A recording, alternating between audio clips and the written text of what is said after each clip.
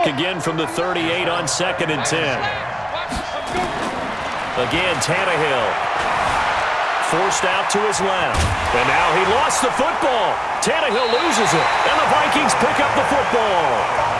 With no running backs in the backfield to help pass protect, all the receivers in their patterns, it's going to be hot routes. If they sense a blitz or pressure on the quarterback, they've got to be prepared to break routes off early and get the football. In this case, never even had a chance. They popped the ball free in the backfield.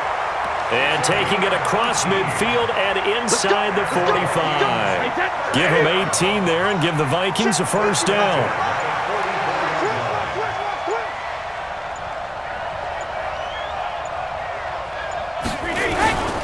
Right back to him on first down.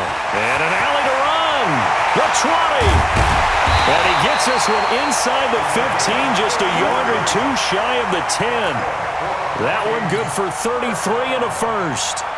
They're trying to show you they can run the ball and protect this lead. Give it to the backs, play a little bit of keep away, don't you think? And that's probably a good philosophy at this point, going to make that defense stand up and stop them. They'll run on first down. Dickerson looking for a seam but finding none. He'll get back to the line of scrimmage, and that's it. Officially no gain on the play, and it's 2nd down. So after the run for no gain, here's 2nd and 10. Just like that. It's a 2nd down run with Sanders. And he'll get into the end zone. Touchdown, Minnesota. Taking it in from 11 yards out. And the Vikings are going to widen that advantage. I know we don't talk about it enough, but the intelligence level of the guys up front blocking, the offensive linemen, maybe the smartest guys in football overall. Add in a little bit of athleticism and a whole lot of toughness, you've got a lot to deal with, don't you? That's why the guys in the backfield get them really nice Christmas gifts, right? If they're smart, they do. Now after the touchdown, here's Elliott on to kick it away. Fielded about a yard deep. And he'll take it back to about the 19-yard line. The Steeler offense here about ready for their next drive. And last time the turnover on the fumble, and they were in enemy territory, so that had to be very frustrated. Nowhere to escape, and he goes down. Now following the sack, they'll come up here on a 2nd down and 12.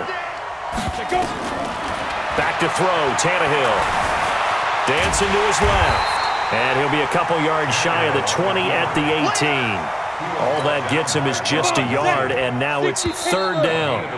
This offense in desperate need of a conversion as they come up on 3rd down. Back now in Seattle, Washington. It's the Steelers with the football, but trailing here as we get going in quarter number 4. Nowhere to escape, and he goes down. Rod Woodson with a sack there on the well-timed corner blitz. Brandon, I think you understand the type of afternoon this offensive line is having. It is a long one for them. Long for you to spend it with me. Long for them trying to block those guys. They've given up a whole lot of sacks. And the speed. And he coughs up the football near his own goal line. And he'll take this into the end zone. Now, hold on here. We do have a flag down. So let's see what this is about. And they're indeed going to go for it here on 4th down. So trailing here in the last quarter. Let's see how this plays out. Here we go on 4th. Tannehill. He goes full extension, and he's got it. The time to pull out the stops is now, and they convert there on 4th down. A shotgun snap for Tannehill. Steps away to his left. And the throw left sideline here is caught, but they'll rule it incomplete. Couldn't keep his feet in. 2nd down. Line of scrimmage, again the 37 as they line up 2nd and 10.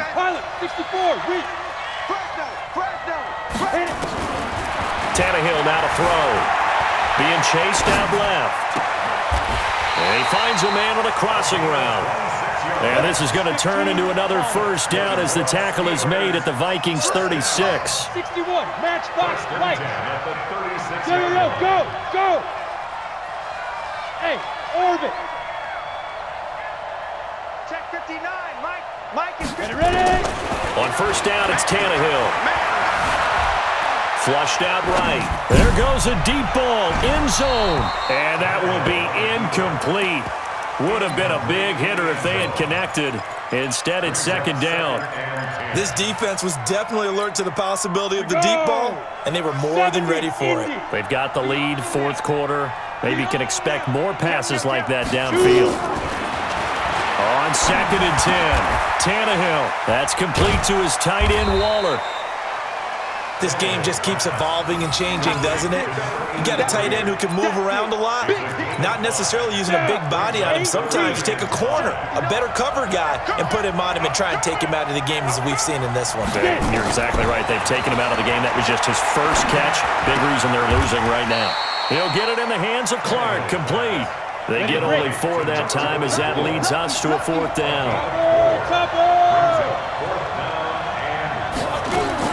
On 4th down, Tannehill. And this is caught, pulled in by Clark. The time to pull out the stops is now, and they convert there on 4th down. Felt compelled to go for it there on 4th down, trailing in the 4th quarter. They got it done. And there's always a lot of pressure on a 4th down call. Doesn't matter the distance. You stop to get it done, as you noted, and they did. And now a throw on 1st down there, but it's incomplete.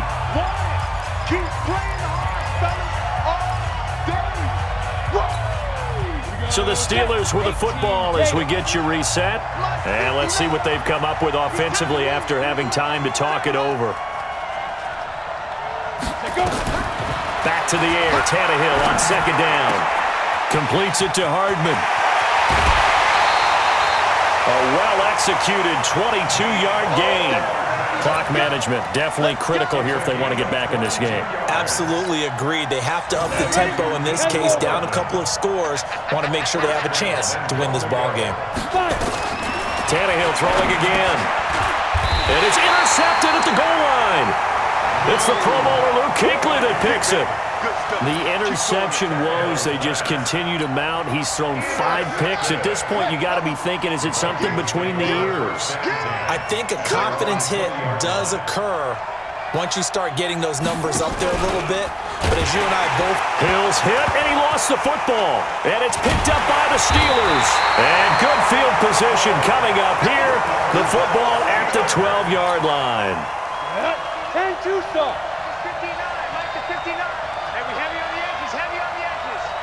Bang, bang, bang, bang, bang. Following the fumble recovery, Tannehill buying time to his left. And he can't get rid of it. He's taken down.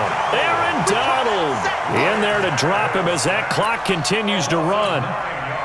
This has been a tough one for this offensive line. It appears almost like they've been on roller skates this entire game, the way they've been pushed around. 6 sacks given up in this one. Now a 2nd down throw for the end zone, but it's incomplete. Brandon, at least there's one bright side to that incompletion. What's that? It wasn't an interception. Wow. You're a nice guy. That was kind of savage. But correct. No pick, just incomplete that time. Meanwhile, on 3rd down, they take a shot at the end zone, but it's incomplete. All right, they're going to try and keep hope alive here on 4th down. They're going for it. They snap it to Tannehill. And this is intercepted, and that should do it. Brian Dawkins, the safety, with a pick.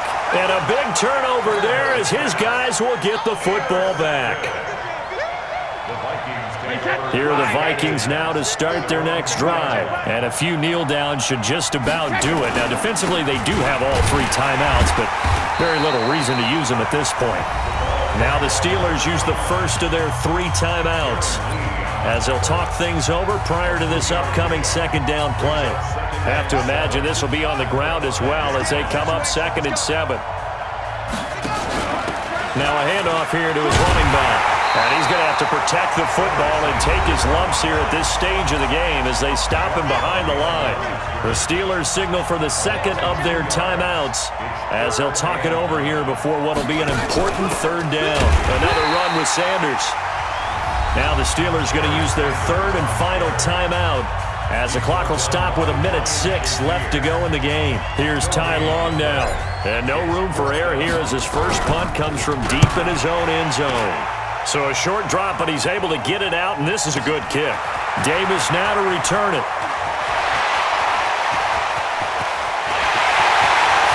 There he goes goes right side.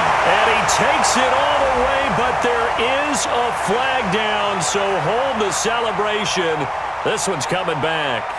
Trailing here in the second half, went for the aggressive play, got a little too aggressive. You got to know when to pull up, or if you're going to go for it, how to take your body across a punter's body and not into him.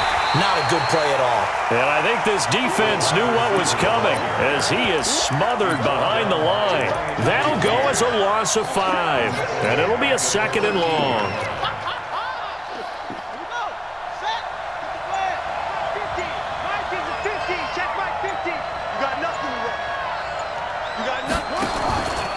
Looks like he'll throw here. And a quick throw here, that's complete. And he's going to lose yardage here back to the 12-yard line. It'll go as a loss of a yard, and it'll set up 3rd down.